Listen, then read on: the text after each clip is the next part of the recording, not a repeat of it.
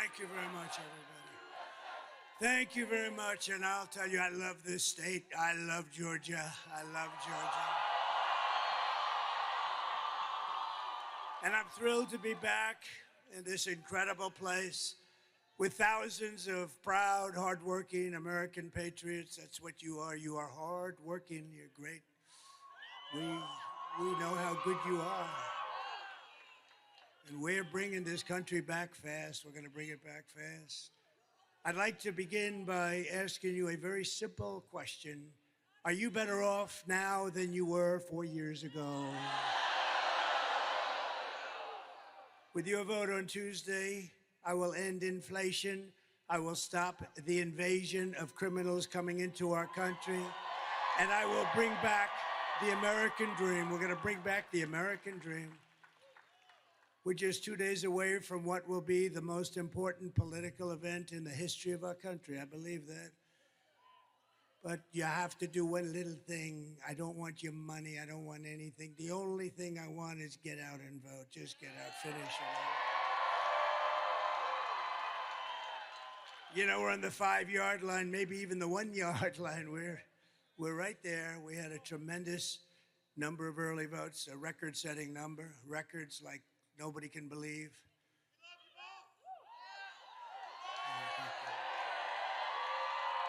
Thank you.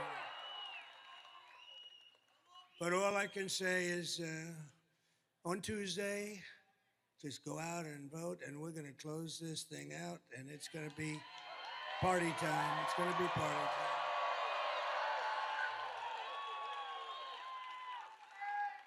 And this is really all you need to know. Kamala broke it, and I'll fix it, and we'll do it very quickly.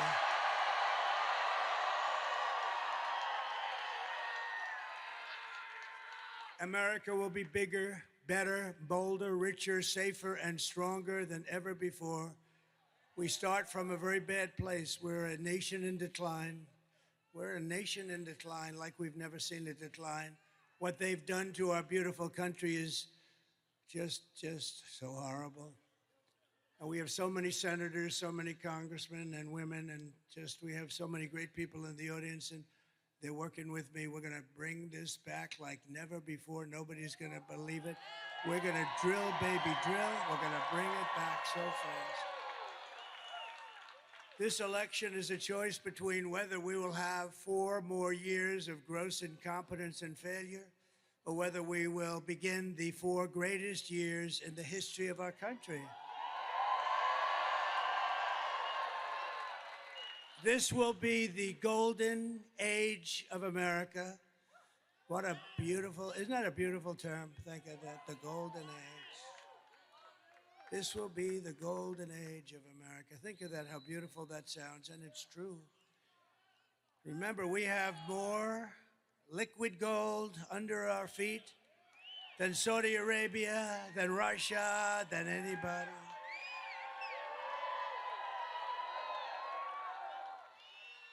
And I told a great guy, RFK Jr., Bobby, I said, Bobby, you work on women's health, you work on health, you work on what we eat, you work on pesticides, you work on everything. The one thing you have to let me do, Bobby, I gotta work the liquid gold. You're not gonna touch that. We don't want too much advice. We don't want too much advice, Marco, on the liquid gold. We're going to pay off our debt. We're going to do things that you wouldn't believe, and we're going to give you, I gave you the biggest tax cut in the history of our country. You'll get still more. We're going to make our country so competitive. On Tuesday, you have to stand up and tell Kamala or Harris. You know, when I say Harris, nobody knows who the hell I'm talking about. I said, Harris was out tonight. Who's Harris, sir? Nobody knows who she is. But on Tuesday, you have to stand up and tell Harris that you've had enough. You can't take it anymore. You're the worst vice president in the history of our country. It's the worst administration in the history of our country. Kamala, you're fired. Get out. Get out. You're fired.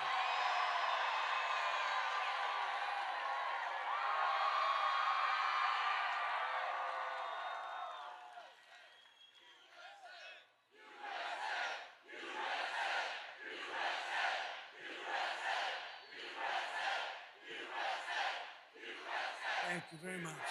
Thank you very much. This is a big place. This place is packed, and you have more people outside. I always ask this. Would anybody like to give up their ticket to somebody outside? No? Would anybody like to hand over their gun to Kamala? Is there anybody, one person in this giant, tens of thousands of people, one person would like to hand out their gun? You'd be famous for the rest of your life? That's what she wants. She wants to confiscate your guns, you know that. With your vote, we are going to win Georgia. We are going to defeat Kamala, and we are going to make America great again. Over the past 4 years, Kamala has orchestrated the most egregious betrayal that any leader in American history has ever inflicted upon its people. What she has done is not acceptable. It's so bad.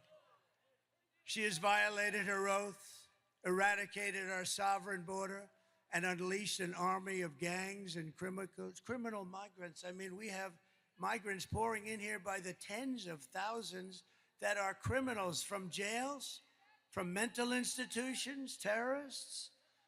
They come from mental institutions, and they come from insane asylums, and they come from all around the world, from Venezuela to the Congo. Lots of people coming from the jails of the Congo, stealing countless American lives, and they do nothing about it. These are open borders. They come in totally unchecked and unvetted. Just days ago, right here in your state, an incredible 25-year-old mom, beautiful mom, named Mimi Rodriguez Ramirez, was kidnapped from a Walmart parking lot that was safe. She was horribly abused and murdered, violently murdered. A week later, her body was dumped on a road, was found by the police in condition that they said they've never seen anything like that before. The animal who murdered Mimi was an illegal alien who came to Georgia to maim and kill people. It made no difference who they were. Mimi leaves behind a 9-year-old daughter and her absolutely wonderful mother, Carmen. Yesterday, my friend, a very wonderful man and a very patriotic and philanthropic man, said he had the fortune to make a lot of money, and he gives a lot of his money away. He's just very amazing. In fact, he made contributions to Georgia with your hurricane problems, and he made tremendous contributions to North Carolina, Alabama. Think of all these states, Tennessee, South Carolina, Florida. What a horrible thing that was. But my friend's name is Steve Witkoff, and he reached out to Carmen when he heard about it. And I'd like to ask Steve, he doesn't know I'm going to do this, and he may not want to speak in front of 40,000 people because I don't know if he's ever done it before. But Steve is just this incredible guy, and if it's okay with you, Steve, I'd love to have you come up and say some wonderful things about Mimi and Carmen and that incredible family that's been decimated. Steve Witkoff.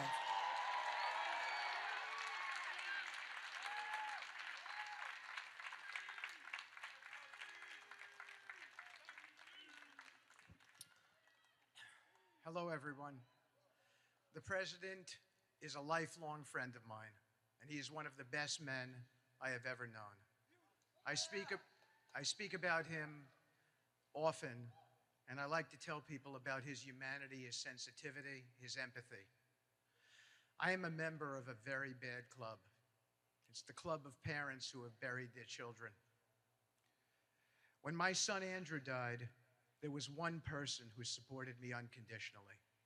That was President Trump and his wife, Melania.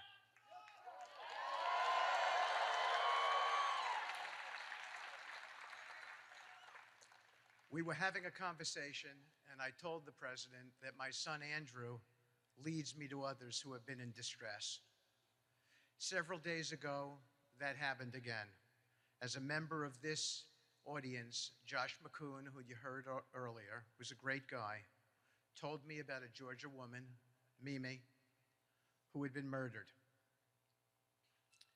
I told the president the circumstances, and he was shaken. He asked me what we could do about it and told me to reach out to the family and do whatever we could. I flew to their home tonight to pick them up and bring them here, and they are here tonight.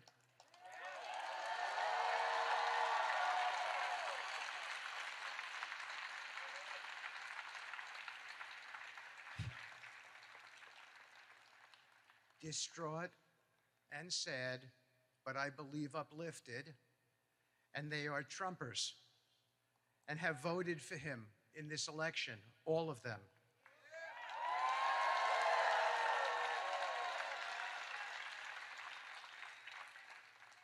Because they remain hopeful, as they told me earlier, that even after this terrible tragedy, this president, when he becomes president on Tuesday, can bring us out from the abyss.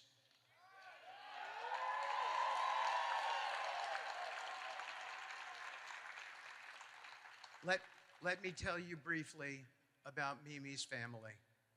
They are hardworking, from Puerto Rico, living in Georgia, making a home for themselves. They never imagined their beautiful daughter would be killed by someone who did not belong in this country. On your behalf, Mr. President, we have raised their family money and we have given it to them tonight, and we will watch after them in the future. I can promise you that, in your direction.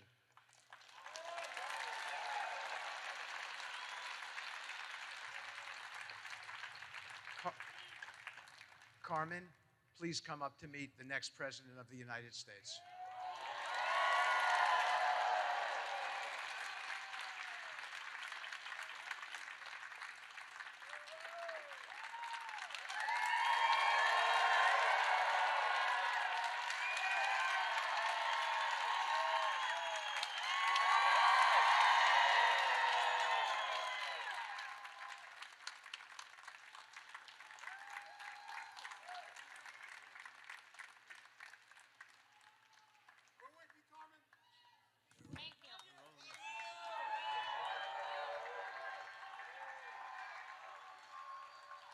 My name is Carmen Ramirez. I'm the mother of Minelli Zoe Rodriguez Ramirez. She was murdered the last Tuesday. I lose my daughter, but I don't lose my faith. And I know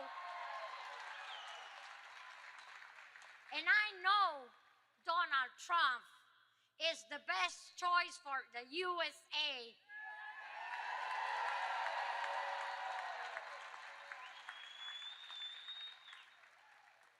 And not the best choice. He's the only one we need to save our country.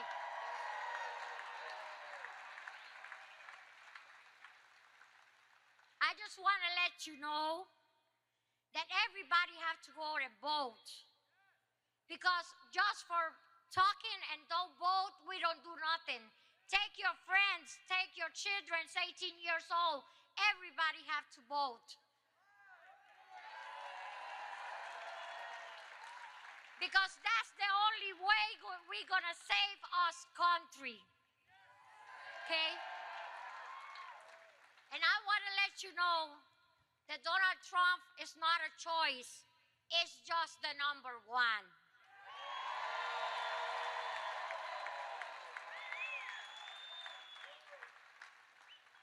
And Jesus let me come over here today to let you know that I have a 25-year daughter with a lot of life, and somebody stopped her life. And we have to stop with this and keep going with Donald Trump.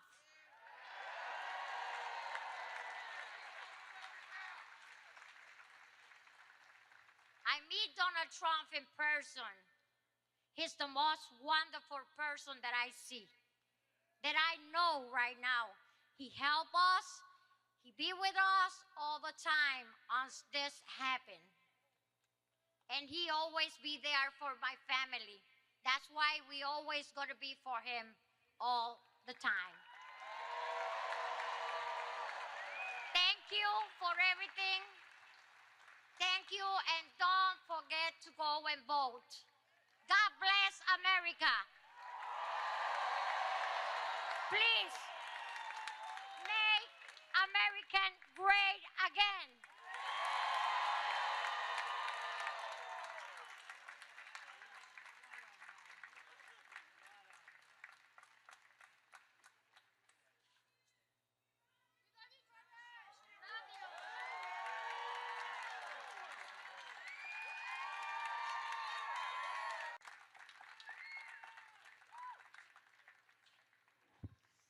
Wow, what a job. What beautiful words. Can you imagine? I don't think it's her first language, and she spoke better than any person whose language is that particular language. That was incredible. Wow.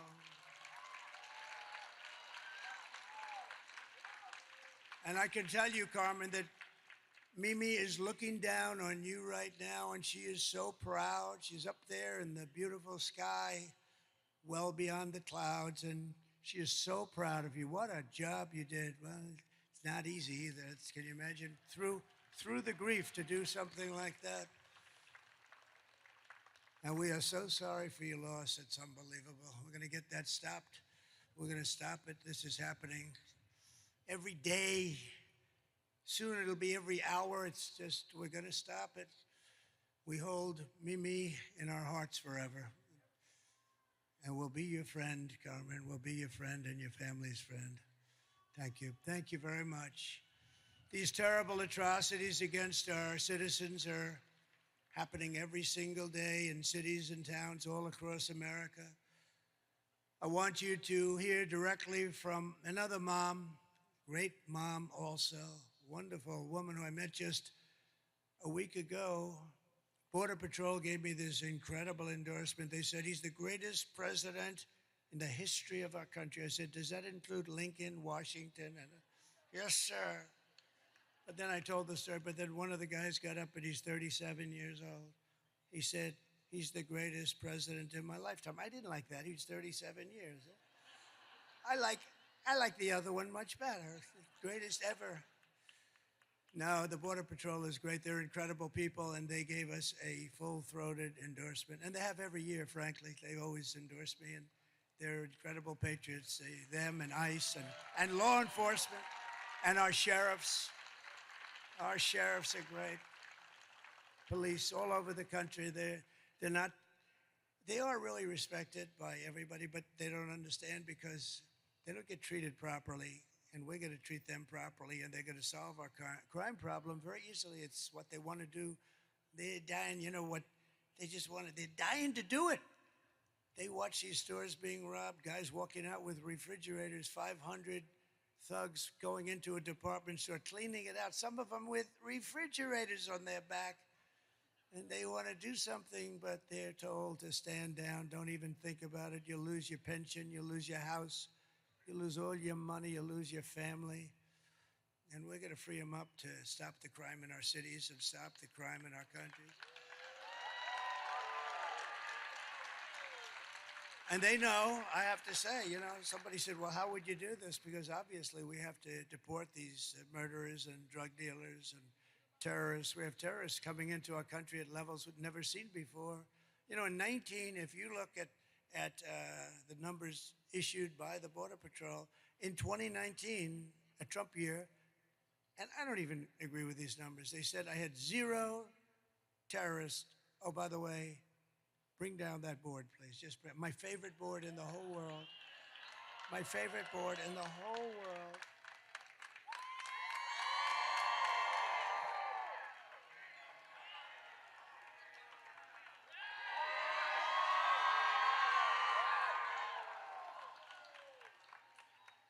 I assume it's up there. Is it up there, Mike? So I love that chart. I love that graph. I sleep with it every night. I hold it tight. But it saved me because if I didn't make that sharp turn to the right to look at it, I would not be with you tonight. So if you look at the arrow on the bottom, that was my last day in office. And after I left, all they had to do is leave it the way it was, remain in Mexico. You think it was easy to get Mexico to say, oh, sure. They said no. They laughed at me when I first proposed it. And within about 10 minutes, they were saying, we would love to do it, sir. I said, I'm going to put tariffs on every car and everything you send into the United States if you don't do it. And they not only that, they gave us thousands, tens of thousands of soldiers free of charge, everything free. I wanted it free. And tremendous crime is coming through. But that was in 2019. They said we allowed 0 terrorists. It had terrorists 0. And it was good, but I think it has to be a little bit. But the following year, it was 16 or 19 terrorists. Now it's thousands of terrorists. They're coming from the Middle East and all over the world. Some of the worst in the world. We know the names. We have no idea where they are. But our local law enforcement does, you know. People say, well, how are you going to ever find? Our local sheriffs and law enforcement people are incredible, and they're dying to do the job. And they know their middle names. They know their addresses, where they come from. They know everything, and they're going to help us. And we're going to have the largest deportation of criminals in history. But I want you to hear directly from another incredible mother whose world has been shattered just recently also because Kamala led savage, illegal alien murders into our country through the open border. She has an open border, unvetted, unchecked, an open border. Please. Sunday night, I asked her to not stay up super late because of her coming to work with me in the morning first to do her summer school. She said, okay. I told her good night and I love you. I went to bed, not realizing that that was going to be the last time I saw her. We're best friends. Yeah. We're going shaking again. I woke up to notice she wasn't in her bed. I'm in my heart trying not to lose my mind because I don't know where she is. I finally remembered her phone had a location on, and her phone was pinging just 2 minutes down the road, right behind the skate park. I start driving to the direction the phone was being pinged at, and I see a couple cop cars with lights on. I see yellow tape, and immediately my heart drops and sinks to the bottom of my stomach. My daughter's hands and ankles were both bound. She was strangled to death, left with no pants. And I know in my heart, she fought incredibly hard. She was not going down without a fight. We begin with 2 men we're learning are charged with capital murder tonight, accused of killing a 12-year-old girl. Police say these men strangled her before dumping her into that creek. Both men were in the country illegally. Apprehended, then released by Border Patrol less than 3 weeks before Jocelyn's death. The men accused of killing Jocelyn Nungare are affiliated with the gang known for brutal violence. Kamala Harris was in charge of immigration in our borders. If we had better border policies and not open borders and not these catch and release policies, I truly believe this all could have been prevented. Under her being vice president of this country, my daughter's life was ripped away from her. She had her entire life ahead of her. Happy birthday, dear Jocelyn. My daughter is 6 feet in the ground based off of policies that she allowed to keep. Kamala Harris did have one job, and she not only failed, not me, she failed my daughter, she failed Jocelyn. You know, she was only 12. President Trump reached out, gave me his sincerest condolences as not a former president, but just as a father, someone who cares. I believe Donald Trump needs to be back in office. I can at least know that my next child will be safe in this country.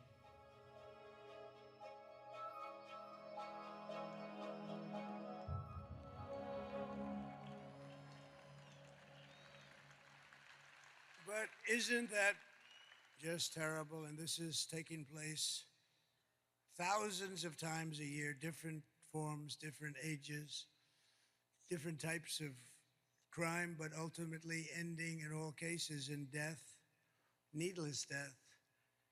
The day I take the oath of office, the migrant invasion ends and the restoration of our country begins immediately.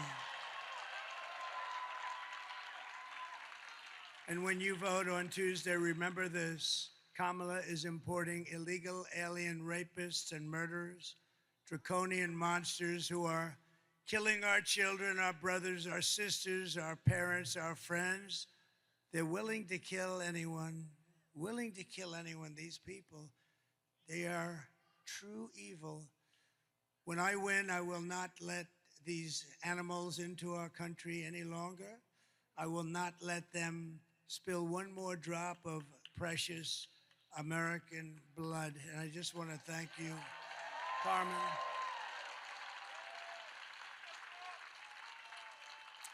And Jocelyn was so incredible. The mother is devastated. It's like devastated. She was devastated. You can never really be the same, can you? Just people say, oh, time. Sometimes with time, a lot of times with time, it only gets more difficult.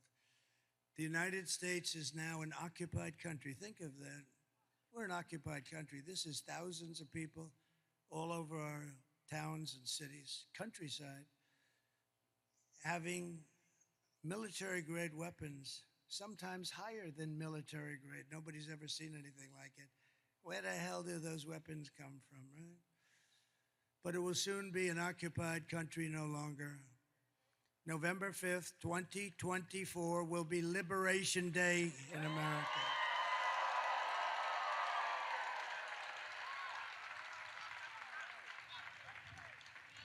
I will rescue every city and town that has been invaded and conquered. Can you imagine? I'm saying our towns have been invaded and conquered, and that's what they are. Take a look at Aurora in Colorado. It's been invaded and conquered. And we have a radical left governor of Colorado who doesn't know what to do. I know what to do. And we will put the vicious and bloodthirsty criminals in jail. But first, we're going to see if it works out. We're going to kick them the hell out of our country because we don't want to take care of them. And to expedite removals of Tren de Aragua and other savage gangs like MS-13, equally violent, they like using knives to cut people up because knives are much more painful than a bullet.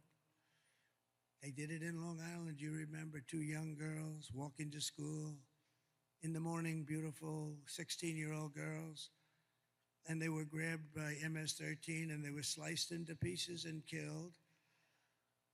And all I can say, it's really good that we have great law enforcement out there and that we were able to call ICE because ICE took care of business. They took care of business. And Kamala wants to defund ICE. Think of that. She wants to, she said, she said, they're not nice people. They better not be nice people. They're nice people. They're going to have a lot of problems with living, but they are tough as hell, but they love our country equally as much. They love our country so much, they just want to be able to do their job. So ICE and Border Patrol and all of you, sheriffs and law enforcement officers, and yes, firemen and sanitation men and you are on the A-list, all of you. I will invoke the Alien Enemies Act of 1798. Can you imagine? That's when they ran it a little tougher. They weren't so politically correct in 1798. To target and dismantle every migrant criminal network operating on American soil. And if they come back into our country, it's an automatic 10 years in jail with no possibility of parole.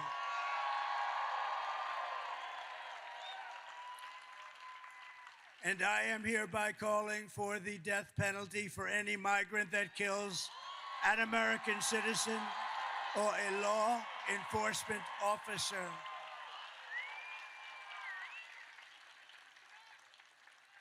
And I will immediately ban all sanctuary cities in the United States of America immediately. And as we secure our borders, we will also rescue our horrendous, you saw the numbers on Thursday, horrendous economy. Yes, it's that bad. I always said that if it's going to happen, let it happen on their terms. The numbers were the worst that I've ever seen. 4 years of Kamala and Sleepy Joe have delivered nothing but economic hell for American workers. Her inflation disasters made life unaffordable and cost families over $30,000 a year in higher prices. That's inflation. That's what it's done. You know, inflation in a lot of quarters is called a country buster. It's a country buster. It busted Germany many, many years ago. Germany was busted with rampant inflation. It's a country breaker, country buster like almost nothing else. And yet, it's #1 rated on the polls, inflation and the economy. And what you just saw with beautiful, beautiful Jocelyn, Mimi, and Carmen, what you just saw is #2. No, I don't think so. I think #1 is stopping these people from destroying our country and stopping them right now. We'll handle inflation. We'll handle inflation. You know how we're going to handle it. We're going to drill. We're going to get energy costs so low. We're going to get you. We have more than any other country. More oil and gas. I call it liquid gold. That's what it is. That's why I say, Bobby, please enjoy yourself. Just leave the liquid gold to me, please. We're going to pay off debt. We're going to reduce your taxes still further. They got the biggest tax cut ever, biggest regulation cuts ever. We had a great administration. And I will say that I got you into no wars with countries that you've never heard of. And yet I defeated ISIS. I rebuilt our military, and I defeated ISIS in about 4 years less than these stupid generals like Milley and Kelly and Mattis. Sir, it'll take approximately 5 years to defeat ISIS. How about we did it in about 4 weeks? With the real generals. Just this week, we had the worst jobs report in modern history. So the reason I put it second on the list is I wanted you to meet these incredible mothers and these unbelievable families that are just decimated because it's #1. It will always be #1 to me because I'm good at this stuff. I'll handle inflation. You'll be making so much money all of a sudden. It'll just be beautiful. Because if we get your energy costs and your interest rates and a couple of things down, it'll be even better than it was. You know, we had the greatest, strongest economy in the history of our country. We're going to do it again, but even better. And now I know Washington. Now I know, because I went to Washington very few times in my life. I didn't know anybody. Think of that. I became president of the United States, and I didn't know anybody in Washington. That's a problem. So I had to rely on rhinos and some others, and some very good people, too. And we had a lot of great people. Look, our trade deals have been unbelievable. Nobody can believe it even. And so many other things. Our right to try, one of the greatest things, right to try. We got so much done. All the regulation cuts. We approved more regulation cuts than any president in history times 5. That's why you had the great job. That's why you had the great job numbers. And it's really why we were the envy of the world. We were going at levels that nobody's ever seen. We got hit by the China virus, and we took care of it. We did a great job. You know, we turned it over with the stock market higher than it was previous to the virus coming in. I mean, it was sort of an amazing thing. Nobody had ever heard about this. Nobody knew anything about it. All we knew that all over the world, lots of people were dying, and we did a great job. Never got credit for that. Got credit for the great economy. got credit for knocking out ISIS and having no wars. I'm the only president in 82 years I had no wars. Remember crooked Hillary Clinton? She said, look at him, he'll create wars. Look at him, look at his attitude. Look at him, he's going to create wars. I said, no, my attitude is going to keep us out of wars. And that's what happened because they respected us. They respected us. But just this week, we had the worst jobs report in modern history, with only 12,000 anemic jobs created, and much of that was government jobs. We had nothing. You know, usually we hear 200,000 jobs were created, 250, 300, 350, 190, 100, 12,000. And they thought they could hold this report till after the election. And somebody released it, a whistleblower or somebody released it. But they released something far more sinister, because if you go back a few weeks, you remember they created 818,000 fake jobs. They didn't exist, and they put them down as though they did. So that instead of having today's problem, which is 12,000, which is like terrible, it looked okay. Not great, but it looked okay. So they created 818,000 fake jobs, and it was revealed 2 weeks ago, and the fake news media hardly picked it up. What a shame. That's a lot of fake news. Look at that. That's a lot. Wow. That's a lot of fake news, Mr. Chairman. That's a lot, huh? I can't believe it. You know, they hate me, but ratings predominate. For the networks, ratings predominate over hate. But think of what they did. 818,000 fake. And then last week they had to revise the figures from the previous month, 112,000. So that's almost 1 million fake jobs. I call them fraudulent. Fake isn't strong enough. And they did that hoping that all of you people wouldn't have a chance to see before you pull the lever on Tuesday. But a whistleblower released the information on the 800,000 jobs plus. The whistleblower said, you know, there were not 800,000 and 18,000. You add them up, and then you add 100, think of it, 112,000 jobs. So you're close to 1 million jobs. And the whistleblower, some whistleblower, I never loved the idea of whistleblowing, but in this case, I liked it very much. But they thought it would be very unfair to go through an election. Somebody was being fair.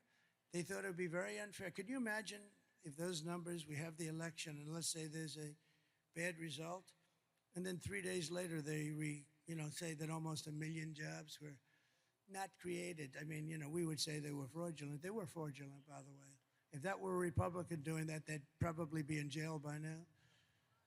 But you also had 30,000 private sector jobs that were killed in a single month, and nearly 100,000 manufacturing jobs. This just came out on Thursday, that were wiped out since the start of the year. And those manufacturing jobs, they're important to us as a country.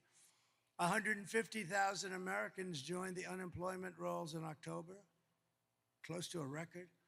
And nearly 250,000 people dropped out of the labor force. Can you believe this? And these are the numbers. And I did say that if they've got to be released, let them release it before the election. These numbers are all public. They've been released.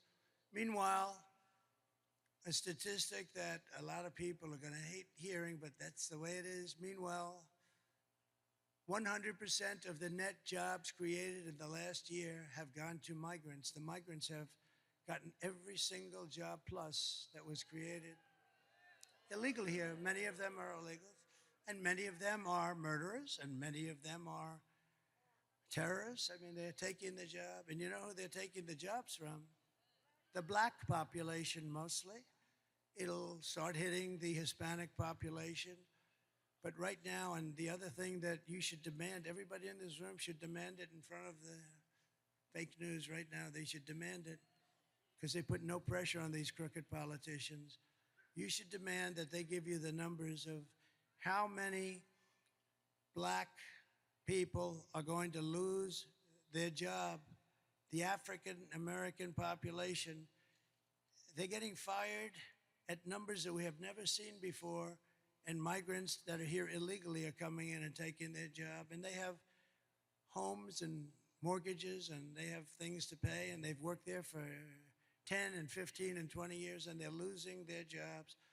And frankly, the Hispanic are next. I hear that that's what's happening, but the Hispanics are next. And unions are going to be seriously affected too, very seriously. The unions know that this is a big problem. So think of what they've done. They've allowed people to come in by the millions, 21 million people. I think it's much more than that. And then you have the gotaways. You know what the gotaways are? It's the people that don't want to be looked at all. So they're worse than the people we're seeing. That's why they don't want to be looked at. These are depression-type numbers, 1929 depression-type numbers. And I never wanted to be, I always told people, I would have hated to be the President of the United States in 1929 when you had the Great Depression. Herbert Hoover, I would not want to be Herbert Hoover. What a time that was. People jumping off buildings. And that's where we're headed, because we have leadership that's incompetent. We have low IQ people, and we need very, very, very high IQ people. Under my leadership, we are quickly going to turn this economic nightmare into an economic miracle. Wait till you see how fast we're going to get it going. We'll get the prices down. Don't forget, you could stop inflation, but the bacon is still at the all-time high, and the lettuce and the apples. There's a story that should never happen in this country. An old woman goes into the grocery store, and she takes 3 apples. That's what she lives on. And she brings it up to the counter, and then they tell her the price of the apples. And she says, I'm sorry. And she takes 1 apple and brings it back to the refrigeration area, puts it back in, and comes and pays for 2 apples. This should never be happening in our country. This should never be happening. We will make America wealthy again, and we will make America affordable again. Big problem. So we're 2 days away from the best jobs and the biggest paychecks and the brightest economic future the world has ever seen. Kamala talks about fixing the economy, but why doesn't she do it? She said the other night, yes, I'm going to fix the economy. Why the hell don't you do it? She's always saying, I'm going to do this, I'm going to do that. The best was today, though. She was going to fix something else. When I get into office in January, do it now. What are you waiting for? It's all a big con. She's not going to do anything. She's incapable of doing it.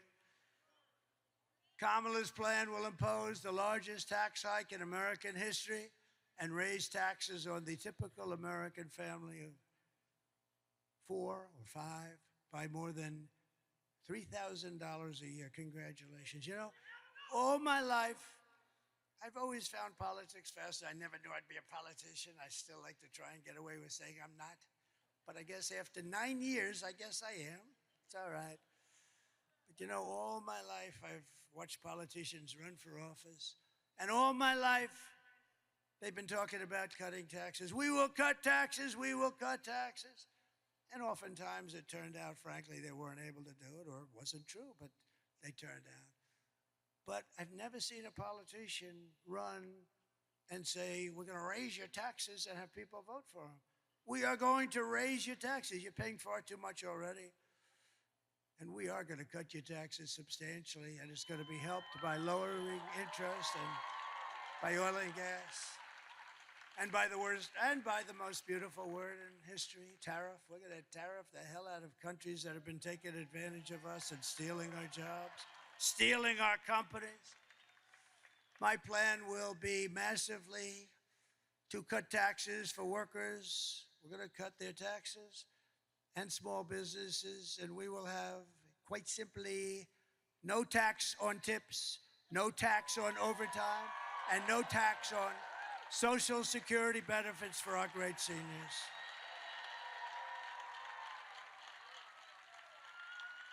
And to rapidly reduce inflation, I will end Kamala's war on American energy, and we will drill, baby drill, frack, frack, frack. We're gonna go to town. And I know those guys are, they don't call them wildcatters for nothing. They'll be drilling so fast. Just the concept of what's gonna happen on Tuesday, we're way ahead. I'm not supposed to say that. My people say, please don't say that, sir. They'd like me to say that, yeah, we're a little bit behind, but if you get out, look, here's the story. You have to get it out. You have to vote Tuesday. It's all Tuesday. You got to show up in numbers that you've never seen before. And we don't need those kind, but you know what? We want to have so many votes that we can really do what we have to do to make our country great, to fix our country. We don't want to have like, and you know, it would be nice, it's obviously not necessary, but it would really be nice to have more votes than they do, because typically it's not great mathematics, because you take a place like Gavin Newsom in California. Did you see that his poll numbers have absolutely collapsed? Did you see that, Marjorie Taylor Greene? Did you see that? Gavin Newsom, one of the worst governors in history. But Gavin, his poll numbers are, what the hell's happening? What happened to his poll? But all of these people, they're just taxing you out.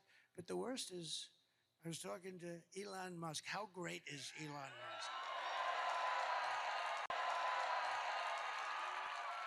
When I saw that rocket ship come in a week ago, I'm looking and, you know, I told the story twice.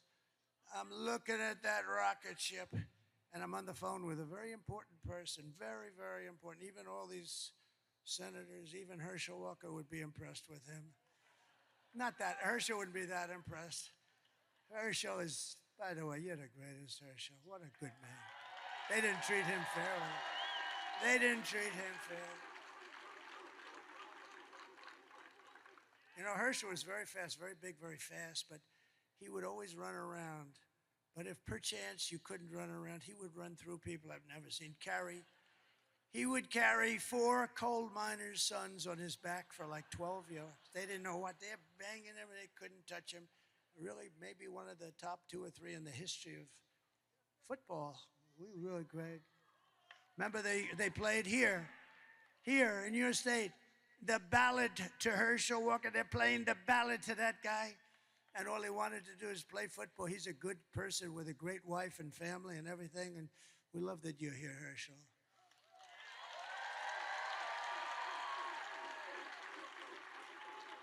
And as good as that Georgia team is, if Herschel was playing on it, they'd be very happy.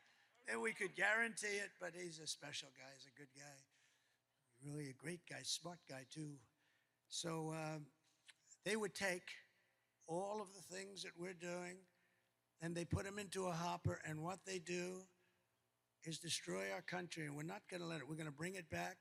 We're going to create millions and millions of jobs. We're going to get those countries and to leave our companies alone. We're not going to do it. And if you're going to play games, and if you're going to steal from us, our companies, and give us unemployment and busted companies, we're not going to let it happen. And if it does happen, we're going to tariff you the hell out of business. We're not going to let it happen. It's not going to happen. And just one quick story. In Mexico, they're building the largest auto plant in the world. A friend of mine told me that he's a builder of auto plants. That's all he does. That's all he's good at. Frankly, he tells me if you said to build an apartment, he would be no good, but he can build a massive plant. He's the best.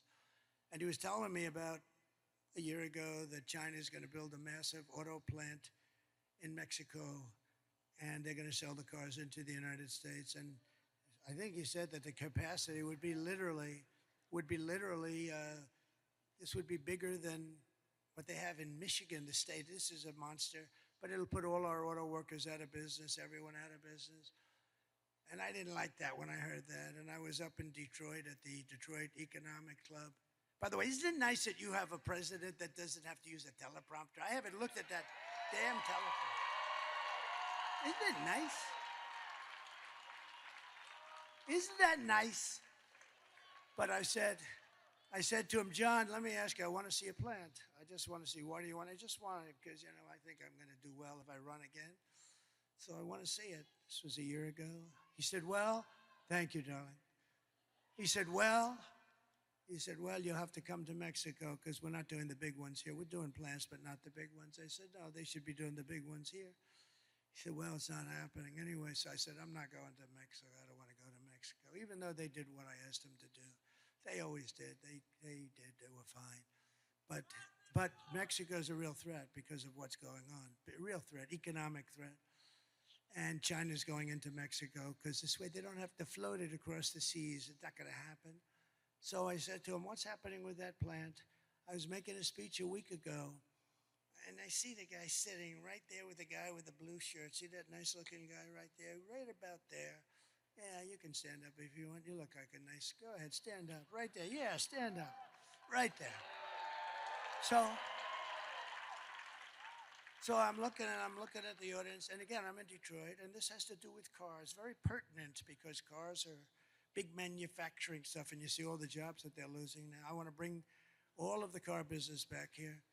So he's sitting, I say, oh, that's John. That's the guy that told me about the plant. So I finish my speech, and I send out for John. He comes backstage. I say, John, how's that plant coming on, that big monster plant that China's building? Sir, they've decided they're not going to build it because they think you're going to be elected president. And if you're elected president, you're going to put tariffs on all these cars of 100%. And they're not going to be able to sell one car into the United States. And I said to the state of Michigan, you're so lucky. No wonder I'm leading Michigan by a lot. No, but there's a big thing. I mean, I said you're going to be paying tariffs like you wouldn't believe, and it's not going to be economic, and and they think I'm going to win. And they say if he wins, it's going to be impossible. Because I took in hundreds of billions of dollars from China. No other president took in 10 cents. Barack Hussein Obama took in nothing. He just talks. He talks all the time. Talk.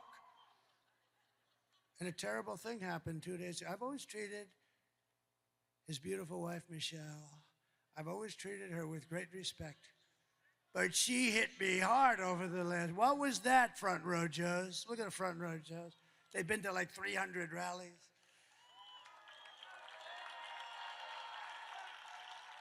And this, by the way, look at this thing.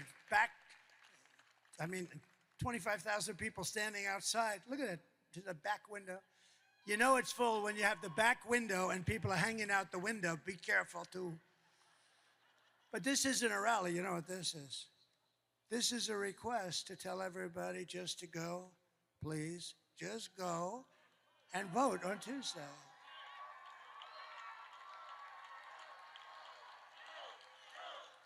This is not a rally. It should be a rally, but we want you to go vote. So I believe in America first. It's going to be America first. And, you don't hear that often. But our country is going to be so successful. It's going to be so rich. Your taxes are coming down. Your jobs are going up. And we are going to indeed have an economic miracle. And it's not going to be that hard. And it's really something that others do to us, the smart ones. There are no dumb ones. We're the dumb one. I have never seen a good trade deal made. I changed a deal with Japan. I changed a deal with South Korea. I changed a lot of deals. But we're at a disadvantage because we had long-term deals. But I didn't care about that. I said, we're changing them. I don't care. I didn't care because I don't know how the hell they got those deals. Those deals, there's two ways those deals, it's like the voting stuff. There's two ways those deals were made. Either the person that made them was corrupt or stupid because you had the worst trade deals ever made by any country ever. Anyway, we started changing that all around and we were doing unbelievable. We had the greatest economy in the history of the world. We were leapfrogging and lapping China. China was going crazy with me. Please don't put any more tariffs on. I saved the steel industry. If I didn't put, they were dumping steel. You remember that. If I didn't do that, you would have no steel. And by the way, I don't want U.S. Steel, the greatest company in the world 70 years ago, to be sold to Japan. I just don't want that to happen. Everything Kamala says is a lie. She has no vision, no ideas, and she has absolutely no solutions. But take a look at this for a second, because this is just terrible. Take a look. Good evening, everyone. Tonight, I will speak about Donald Trump. Donald Trump. Donald Trump. Donald Trump. Donald Trump. Donald Trump. Donald Trump. Donald Trump. Donald Trump. Donald Trump. Donald Trump. Donald Trump. Donald Trump. Donald Trump. Donald Trump. Donald Trump. Donald Trump. Trump. I can't stand it. I can't stand it, Marco. So, no, this was the other night. She made a speech. Every sentence was about me. Our great First Lady said, "Darling, are you okay?" They asked her about the economy. Donald Trump. No, they've been there for 4 years, the whole thing. What they did to this country is record-setting, and especially at the border, because that inflation's going to come roaring down. You know, as soon as we open up the gas spigot, the oil and gas, you know, we had $1.84. You know, I used to say $1.87. I was corrected by the government manuals. So I said, I'll take it 3 cents. But we had $1.84 gasoline. Do you like that? How does that sound? Today you're at $3.75, but if anything happened with the election, you'd be at $7, $8, $9 a gallon. Kamala's campaign is running on nothing but hate and demonization, calling half of America garbage. You saw Joe. Do you think they were happy with Joe the other night?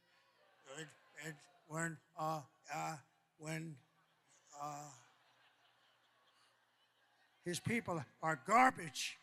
They are garbage. Oh, I said, oh, is he screwed now with them? He says, Sarah, that's lasted for what, about 5 days now? This is not good. And perhaps that's why we're leading by so much, but that's not really the reason. The reason is that first little question I put.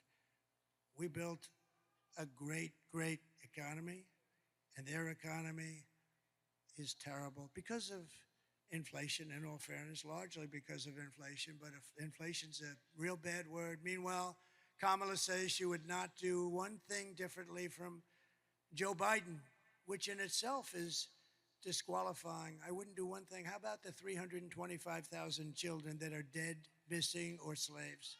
She wouldn't do that different. Our country is almost at a 90% wrong track, the highest in the history of our country, and she says, oh, I would do nothing different. Take a look. Would you have done something differently than President Biden during the past 4 years? There is not a thing that comes to mind. I stood there on the tarmac watching you check your watch. The chaotic and deadly U.S. evacuation from Afghanistan stunned Americans and the world and cost the lives of 13 U.S. soldiers. Would you have done something differently? There is not a thing that comes to mind. More than 13,000 illegal immigrants convicted of murder have been caught at the border and then released into the United States. An Afghan national is in custody today after being accused of plotting an election day terrorist attack. The suspect entered the U.S. on a special immigrant visa. Gut-wrenching new details in the murder of Georgia nursing student Laken Riley. The illegal immigrant suspect, who cops say committed the heinous murder, is a Venezuelan national who crossed the unsecured southern border back in 2022. 2 men investigators say are in the country illegally from Venezuela are charged with capital murder and the death of Jocelyn Nungaray. A 5th illegal immigrant accused of attacking 2 New York City police officers over the weekend showed no remorse or regret. Would you have done something differently? There is not a thing that comes to mind. Can you believe it? Nothing. You know, a smart person would say, yeah, let's see, I'd strengthen up the border. I'd do something on inflation. I'd do that. You could say 20 different that you couldn't think of anything. This is not what you want for your president. So if you want to end this disaster, you have to go out, get out and vote and just, in conclusion, we want to just introduce a few people that are incredible. They're really incredible. Lieutenant Governor Burt Jones, thank you for being here, Burt. Great guy. The great senator from Florida, and he's a tough guy. I had to compete against this guy. This guy was not easy. He's tough. He's tough and he's smart, and he's my friend Marco Rubio. Thank you, Marco. And former Senators David Perdue, he's working so hard, and Kelly Loeffler. Thank you, Kelly. Thank you, David. Somebody I'm very proud of, Arkansas Governor Sarah Huckabee Sanders.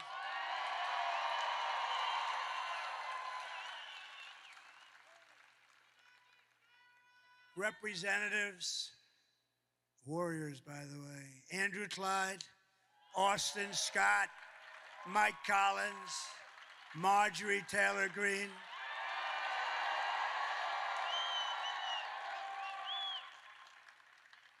And a guy who was great in the Mueller hearings. Remember, he was hitting up Mueller with so many questions. Mueller said, I don't know, I can't. Where the hell am I? Just after 2 years, he had no idea what was happening. And we were totally exonerated, by the way. Totally, 100% exonerated. But this man was great. You got to see his voice chiming through those beautiful, hallowed halls, screaming at Mueller. It was unfair competition. Former Congressman Doug Collins. Thank you, Doug. And candidates for Congress, Brian Jack. So Brian Jack. I hated when they took Brian Jack. They came to me and they said, we'd love to have Brian run his home district where he was born and raised. I said, look, between you and I, just tell him it's not available. I didn't want to lose him, but he figured it out. And I endorsed him so heartily. And he's a great gentleman, right, Chairman? He's a great gentleman. Brian Jack. It's an interesting name because, you know, with people, there aren't too many, but when people have that kind of a name, Brian Jack, and a lot of people call him Jack Bryan. I asked him that question, and I said it doesn't really matter, you know, you get the idea. But Brian Jack is a great guy, and he's going to be a great congressman or whatever he wants to do for a long time to come. Thank you, Brian. And he worked for me, and he was always there. And also Wayne Johnson, going to be great. Wayne Johnson. He was always there. And also Wayne Johnson, going to be great. Wayne Johnson. And he's central. Okay, look at that look he's got. Although looks don't mean anything, please remember that. Looks. You're not allowed to talk about looks anymore in this politically correct. He looks, especially if he were a woman, that would be bad. And you know, nowadays with this administration, you can become a woman if you'd like. I don't think you should. I have a feeling that he's going to take a pass. Do you believe what's happening with that whole situation? But I hear you're doing great, and you're going to be very successful, and you do indeed have the look, whether I'm supposed to say it or not, who cares? Thank you very much. Agriculture Commissioner, and he's a good one, Tyler Harper. Thank you, Tyler. He's a good one. And your incredible GOP chair, Josh McCoon, who is great. I don't want to talk about him too much, though, because, you know, if some crazy thing happens on Tuesday, I can't say, because then I'd say he didn't do a good job. But now he's done a great job, and I hear we're really in great shape, right? We have record-setting early voting, numbers that nobody's ever seen before. Can you believe that? I mean, basically, correct me if I'm wrong, but the Republican Party never wins early. We'll be 200,000, 300,000, 400,000 votes behind, and that they consider that good. But it's just the opposite. We're hundreds of thousands of votes ahead. Nope, this has never happened before. But it all means nothing if you don't go out on Tuesday and vote. Right, Josh? We have to get them to vote. And, of course, I just introduced him, the legendary Herschel Walker. We love Herschel. Thank you, Herschel.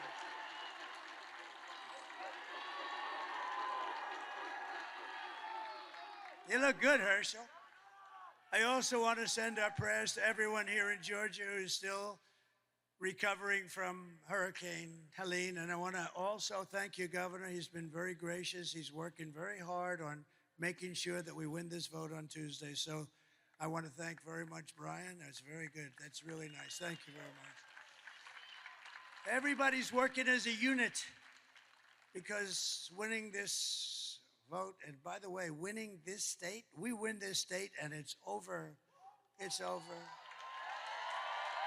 So get out there and do it. Kamala's hurricane response was a disgrace and actually a betrayal. It was just reported that almost 50% of phone calls to FEMA for disaster aid went totally unanswered. You know why? Because they spent their money on illegal aliens, people coming into our country illegally, many of them very bad people. So you cannot trust this person. Anybody doing that, you can't trust that person to be president. You had the worst hurricane like maybe ever, and boy, did North Carolina get hit, but you got hit really hard. And you had, and you know, I want to thank Elon Musk, okay? Because Elon, the head of North Carolina Rescue, and your governor, and also some of your people that did a really great job but had very little federal help, they asked, would it be possible for you to call Elon Musk? And he gave me the greatest endorsement ever. I mean, how good is it to get his? Because we like intelligent people. We got to protect our brilliant people. We don't have too many of them. And when I saw that rocket come down, the way it came down was so beautiful. Boom, right on the pad. He was unbelievable. I said, was that yours? Yes. Oh. Can Russia do it? No. Nobody can do it. China? No, nothing. Nobody can do it. And I said, he does something called Starlink. And the man from, a very good official, by the way, state official, he's from North Carolina. He said, sir, could you call up Elon Musk? I know you have a good relationship. We want Starlink. I said, what the hell is Starlink? Tell me about it. It's a communication system. All of the wires in parts of Georgia, too. All of the wires are down, and it's very successful. It's very hard to get. We can't get them, and we need it. I mean, people are dying. They have no communication, and people are dying. And I called Elon. I said, Elon, you got to do me a favor. Do yourself a favor. Do humanity. They got to get this thing you have called Starlink, and you got to get it fast, Elon. And I talked to him for a couple of seconds, literally, and I got a call from the guy from North Carolina thanking me for getting Starlink. I said, how the hell did you do that, Elon? He said, well, I can do two things at one time, can't I? And the following day, it got delivered to North Carolina, Georgia, and other places that needed it, and it's very hard to get. And I actually asked him, in all fairness, I got to give Elon a little boost. I actually asked him, well, how does that compare to the wires that have to go all the way down and ground and on poles and everything else? He said, actually, it's much better. So I said, you know, got to rethink that whole situation. But Elon has been great in that way. You know where he is right now? He's campaigning for me in the Commonwealth of Pennsylvania. Can you believe it?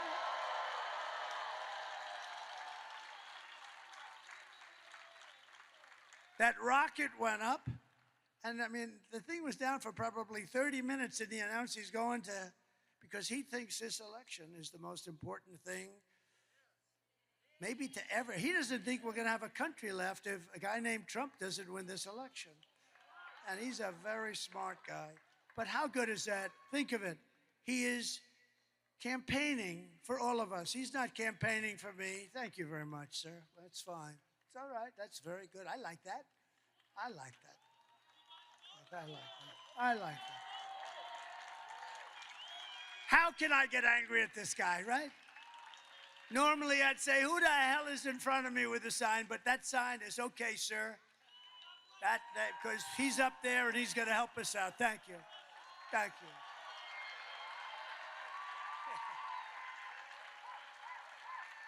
Thank you very much. That's all right. Thank you very much. That's good. That's good. Isn't that nice, actually? See, now a stupid person would say, get the hell out of here. That would be the end of the night. That would be, Josh, that would be the end of the night, right? No, that's very nice, actually. So just in closing it out, here are some of the facts. Kamala is a radical left Marxist rated even worse than crazy Bernie Sanders or Pocahontas herself. She destroyed our economy. She was an original creator of defund the police. Think of that.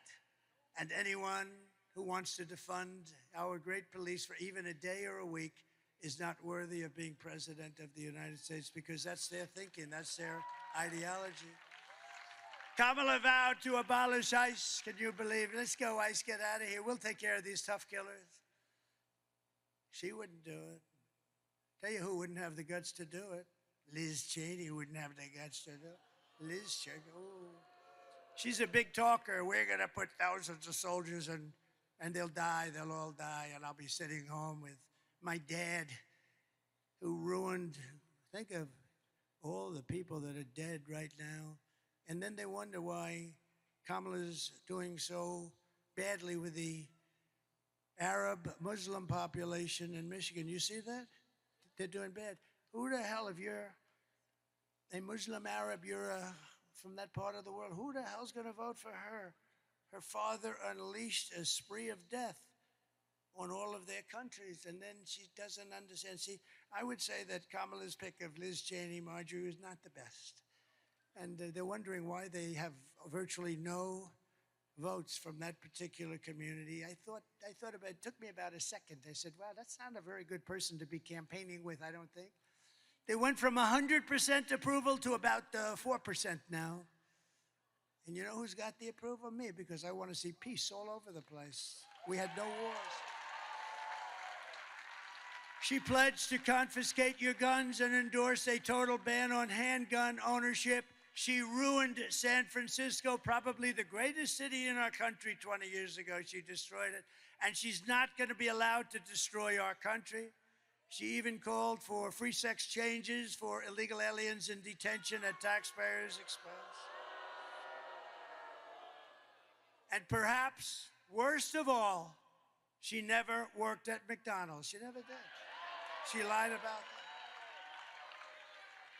So with your vote on Tuesday, we're going to fire Kamala and we are going to save America.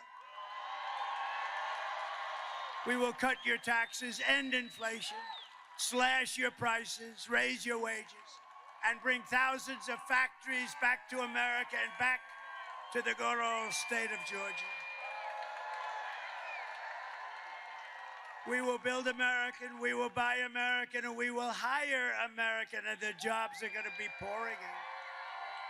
And I will end the war in Ukraine, which would have never happened if I were president. And I will stop the chaos in the Middle East. October 7th would have never happened if I were president. And I will prevent World War III from happening. Because this would be a war like no other. This would be a war at the level of destructive power. This would be a war like no other, but it'll never happen. But it could happen with them. It will happen. I'm most worried about the next 3 months. That's what I'm worried. I'm actually worried about the next 3 months. We will crush violent crime and give our police the support, protection, resources, and respect that they so dearly deserve. We will strengthen and modernize our military. I rebuilt our entire military, but they gave a lot of it away to Afghanistan. Can you imagine that? They gave billions and billions of dollars away, but it's still only a fraction of what we have. We rebuilt the military. We've got to touch it up anyway. We're going to touch it up. And I rebuilt the nuclear arsenal, and I hated doing it because it's obliteration. We don't want that to happen. And, you know, Russia and myself and China were talking about de-escalation, actually, of nuclear. We had that going, and then this stupid thing happened with the election. And you think Biden thought about that? He can't figure out how the hell he goes up to bed. And besides that, I was just thinking the other day, you know, you have countries, and when somebody calls, like Putin calls, or President Xi, who's a fierce individual, somebody said, what's he like? He's a very smart guy, but what's he like? Well, he's a fierce individual. He really is. He's fierce. When you get into an argument with him, you know you've got an argument going, right? He's a fierce, and he loves China, and we love the USA, right? So, but But I was thinking today, let's say you're China and you want to call the United States because there's a conflict or there's a problem. Who the hell do you call? There's nobody. Do you call her? Do you call? He's not going to be answering your phone. He only works about 2 hours a day. And I understand. I mean, it's okay. But she can't really do it. She hasn't got the aptitude or the IQ or anything else. She can't do it. So who the hell do you call? Oh.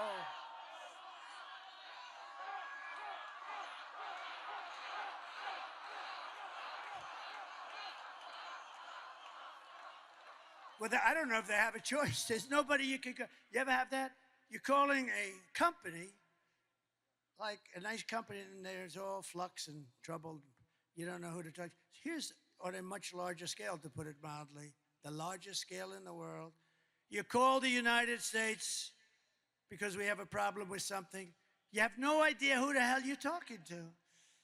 We will build a missile defense shield, all made in the USA, wrapped around our country to defend ourselves and our country. It's all going to be made in the United States, and a lot of it in your great state. We'll put Herschel Walker in charge of that little sucker, okay? And we're going to do that. It's so important. You know, it's our technology. I know a lot of people say it's our technology, and we're going to use that technology at an even higher level. You know, when you see Israel with 187 rockets blasted, and almost all of them are knocked down, well, we got to have that kind of capability too. And we're the one can do it better than anybody. You know, Ronald Reagan wanted to do it, but we really didn't have the technology. He was great, but we didn't have the technology then.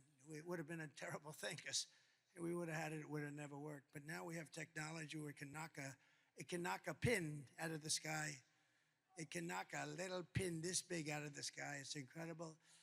We will rebuild our cities, including our capital in Washington, D.C., which is a mess, with graffiti on our marble, beautiful Carrera marble columns all over the city, graffiti and filth and crime. We're going to make it beautiful again, and we're going to rebuild our cities. We're going to work with Democrat mayors and governors. We'll probably have to, and we're going to make our cities beautiful and safe again. We'll work with them if we have to.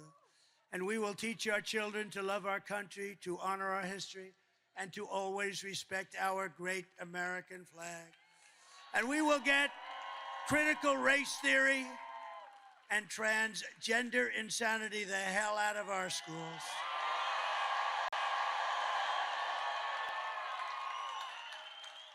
And we will keep men out of women's sports. That's like a no-brainer. Brett Favre endorsed me yesterday. That was beautiful. While we were in Wisconsin, Green Bay, Wisconsin, he said, I've never endorsed anybody in my life. It was never appropriate for me to do so. You're the one person I'm going to endorse. And I said, that's an honor. And he shook my hand. It's the largest hand I have ever seen. His hand is the biggest thing I've ever seen. Then you wonder why he threw the ball so hard and so long. He was a great player, but he endorsed me. And that was a great honor. I will defend religious liberty. I will restore free speech, and I will defend the right to keep and bear arms, our Second Amendment. After years of building up foreign nations, defending foreign borders, and protecting foreign lands, we are going to just do this. We're going to do this so at a level that we have never done it before, because we're putting America first, and we're going to help others. We're not going to be, gee, we're never leaving our shores. We'll help others, but first we have to build our country back up. We have a sick, sick country. I say, we're a nation in decline. We're not going to be a nation in decline for very long, I can tell you that. But we're going to defend our borders and protect our citizens. We're going to do that. And we will stop illegal immigration once and for all. We're going to stop those criminals from coming in. We're being invaded, and we're going to stop it. And we will not be invaded, and we will not be occupied. We will not be overrun. We will not be conquered. They are conquered. Can you imagine 5 years ago, me, standing up and saying, we will not be invaded, we will not be conquered, because we are being invaded. And can you imagine that we even think of that? To be using those expressions? Can you imagine that I'd be up here saying, and I will stop men from playing in women's sports? What the hell? You know, it's interesting. I read so much, and it's such a big deal. So, as I said, I've been doing this for 9 years. I've never had one person, you know, they come up, sir, I think you should cut taxes. I think you should do this. I think you should have Elon build a rocket to Mars. Everything. They never said to me, sir, it's very important that men be able to play in women's sports. I've never had anybody come up with it. And yet it's like a big deal. That's all they talk about. I never had anybody come up and say, sir, it's so important. Let men play in women's sports. I don't get it. Same with transgender. I mean, you know, they want to do things that they shouldn't be doing. It's terrible. And, you know, oftentimes when it's done, that person that it was done to, 10 years later said, who did this to me? Who did this to me? How sad is that? Little children, they take them without parental consent. Can you believe it? It's not even possible to believe. And we're going to change it all around. And the people in the, because you know what? We're the party of common sense. We're the party of common sense. We will be a free and proud nation once again. Everyone will prosper. Every family will thrive.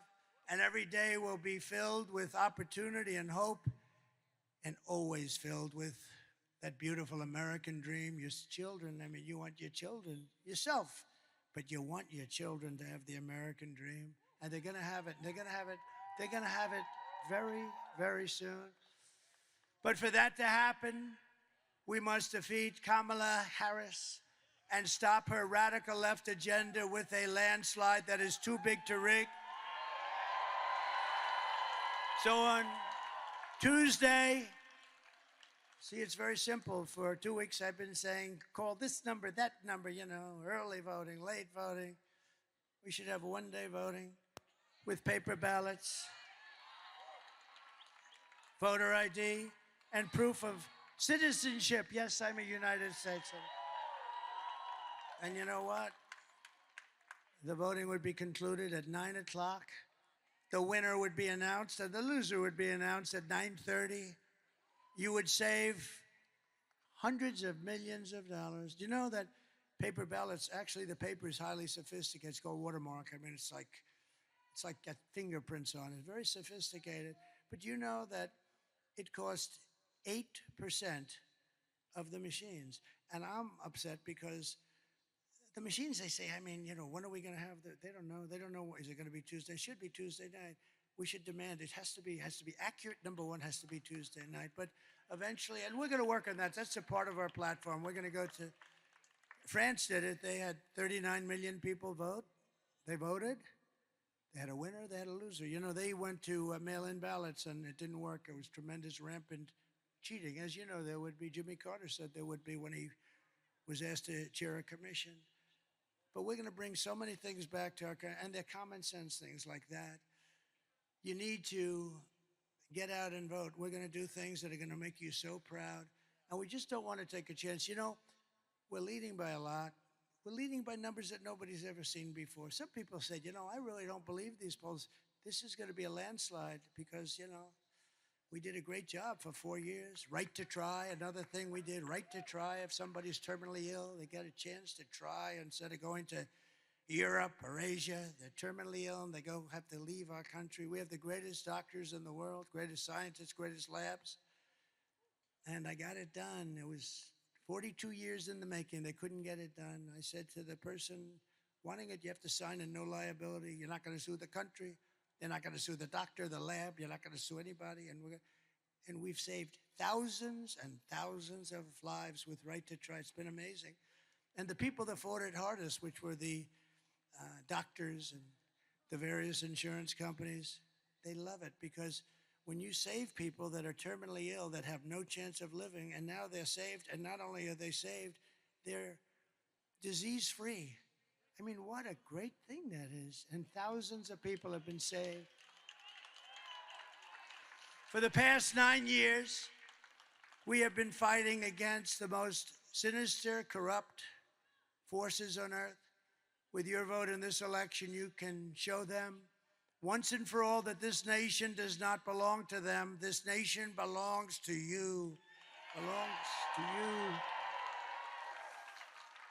It was hardworking patriots like you who built this country. And 2 days from now, it is hardworking patriots like you who are going to save our country. 2 days, 2 days. What a beautiful sound. What a beautiful sound. 2 days. Oh, please, please, please help this country, please. After all we have been through together, we stand on the verge of the 4 greatest years in American history. You watch. It's going to be so good. It's going to be so much fun. It'll be nasty a little bit at times, and maybe at the beginning in particular, but it's going to be something that we're going to go to heights that this country never has reached and nobody ever even thought it could. You're going to see things that you're not going to believe. With your help, from now until Election Day, we will restore America's promise and we will take back the nation that we love. We love this nation. That's why I'm doing this. I didn't have to be here tonight. I could have been on a beautiful beach somewhere. The sun pouring down on me, the waves, saltwater waves hitting me in the face. I love those properties, but you know what? I love this much more. It's not even a contest.